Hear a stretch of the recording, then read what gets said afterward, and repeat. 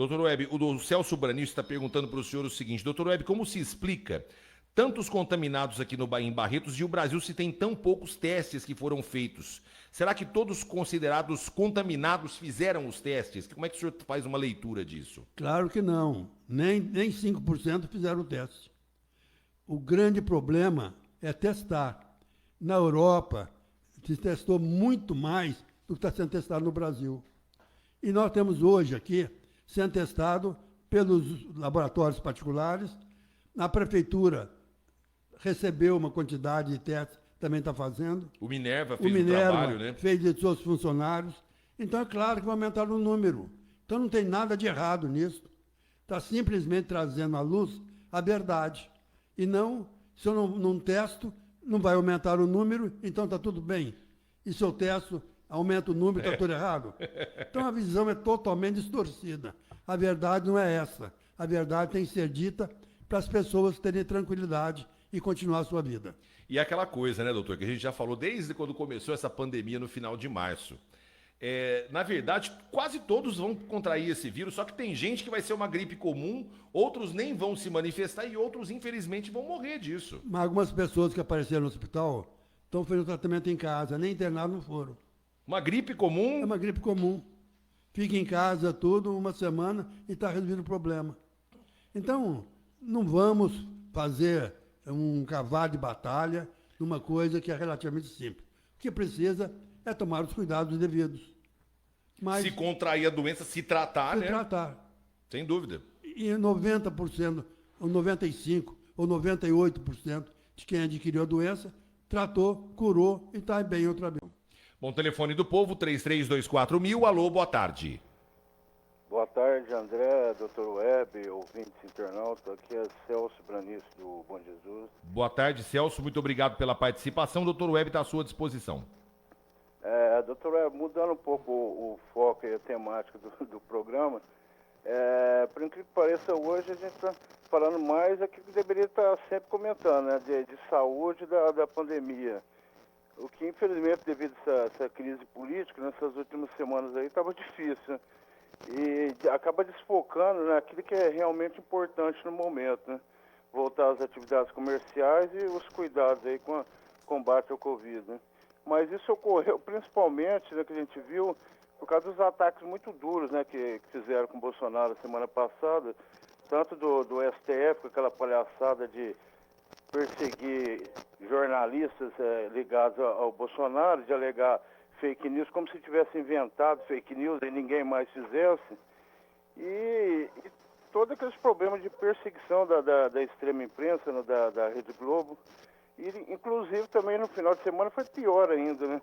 Aí terminou a semana com chave de ouro para eles, né? Usaram terroristas nesses antípodas de extrema esquerda. E aí que a gente vê que caiu as máscaras de vez, né? Porque ficava pedindo para fique em casa, não saia às ruas, toda a esquerda, né? E agora eles estão pedindo incentivando esses terroristas a irem para as ruas, né? Para quê? Porque viu que o Bolsonaro, o povo está cada vez aumentando mais a quantidade de pessoas nesses manifestos apoiando ele. Então, para não perder as ruas, resolveram usar exatamente para assustar, né? Porque tem muita gente, às vezes famílias, tem medo de violência, então vai deixar de ir. Até foi recomendado, né, o Bolsonaro recomendando, para não irem lá agora em Brasília, porque eles já marcaram mais um encontro. A gente espera que não tenha morte, nenhum ferido grave, né? Mas eles querem um confronto, não é a questão de opinião, de divulgar as ideias deles. Que eles fazem no mesmo dia, no mesmo horário, no mesmo local, quer dizer, visa o confronto mesmo, exatamente para intimidar, né, e tentar impedir o apoio popular ao Bolsonaro, que é lamentável esse jogo sujo, né? E também houve um comentário, uma declaração oficial do PGR, o Augusto Aras, alegando que no caso do artigo 142, onde qualquer um dos chefes dos três poderes pode requisitar se tiver uma bagunça no país, ele alegou formalmente que, independente do Bolsonaro ou qualquer um dos outros poderes requisitar ou não as Forças Armadas, se elas acharem, se o Exército achar ali que é conveniente fechar o STF ou o Congresso, porque está uma bagunça e já não tem mais democracia no país, pelo GLO, na garantia da lei e da ordem, eles podem fazer. Então parece que o próprio STF agora está temendo isso e diminuiu, né, os ataques. Eu gostaria de saber do senhor a perspectiva agora das próximas semanas. O senhor acha que vai ser retomado esses ataques, essas palhaçadas todas e esse prosseguimento dessa crise política, ou a coisa pode se encaminhar agora para uma situação mais estável e se dedicando mais a combater a pandemia e a economia? Obrigado. Olha, Celso, a vida é um pêndulo. Vai para um extremo e vai para o outro. O ideal seria o centro. Mas, infelizmente, não é assim na vida pública. Ou é extrema-direita ou é extrema-esquerda. E a extrema-esquerda, agora, está sendo financiada por grupos terroristas internacionais, com a tentativa de desestabilizar o governo. Porque não interessa o governo do Bolsonaro, tá certo? Porque é um governo de direita. Eles querem retomar o poder. Então, nós estamos vendo agora até o PT já tirando as manguinhas de fora, já voltando a agitar, quando eles não podiam nem abrir a boca, porque quem destruiu esse país foram eles. Mas já estão pondo manguinhas de fora. Então, o que nós estamos vendo é esse pêndulo, esse movimento pendular. Eu espero, quero acreditar que a gente possa encontrar ainda um caminho intermediário do bom senso. Acho que o Congresso já percebeu que tinha que baixar um pouquinho a bola. Espero que o Supremo também baixe um pouquinho a bola. E, automaticamente, desaparece essa necessidade da presidência ficar se contrapondo o tempo todo. Se acontecer isso, nós vamos entrar numa fase de calmaria. Eu torço para isso.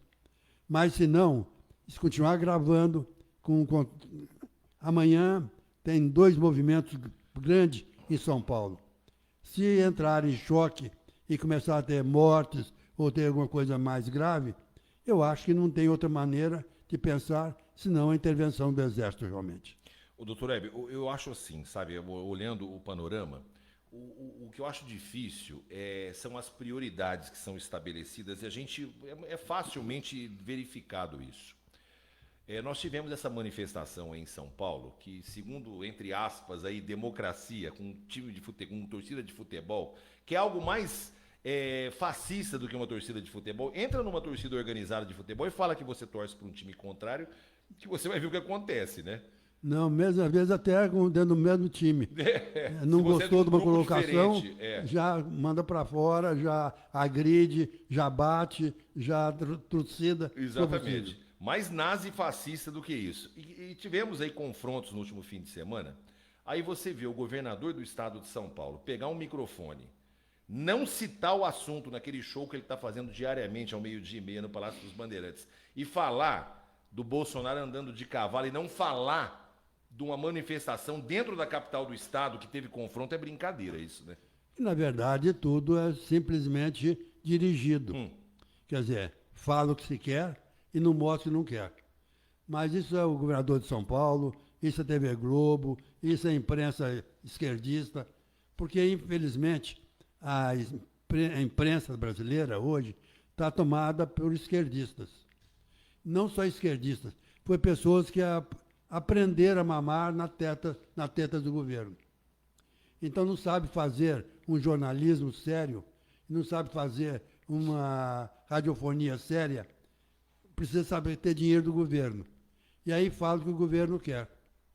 Como Bolsonaro não dá dinheiro, não está despejando dinheiro, então fica essa loucura contra o governador, contra o presidente. O que nós precisamos entender é que um dos governadores, eram 2 governadores que eram mais radicais, né? O de São Paulo e do Rio de Janeiro. Do Rio de Janeiro já está envolvido nessas paracutaias todinha. E o de São Paulo logo, logo vai aparecer também. Então, acho melhor eles baixarem a bola e começarem a olhar com mais seriedade o mandato que o povo lhes outorgou. Agora, a gente está chegando em cima da hora. O senhor citou esses 2, o Witzel e o Dória. O difícil é você ver no mesmo mês de março, em que começa uma quarentena, começa toda uma restrição no final, no começo de março, eles fazem um carnaval, falam que não tem problema nenhum ir para o carnaval, porque é muito dinheiro que entra nas capitais, e 15 dias depois mudar completamente a postura não dá, né? Interesses apenas. Interesses comerciais, publicitários, políticos, que fica acima do bem-estar do povo. Tá certo. Doutor, muito obrigado pela participação. Sucesso para o senhor essa semana. Tenho certeza de muita batalha para vocês no hospital, em virtude de tudo que a gente está vivendo. E se Deus assim permitir, na próxima semana estaremos aqui novamente. Amém para todos nós, que possamos ter um final de semana de muita paz, de muita alegria dentro da família, que possamos estar recuperados para mais uma semana de debate. Apesar de ser uma semana com um feriado no meio, né? Manga curta. Mais um motivo para a gente ter uma preocupação, porque a força de trabalho fica quebrada.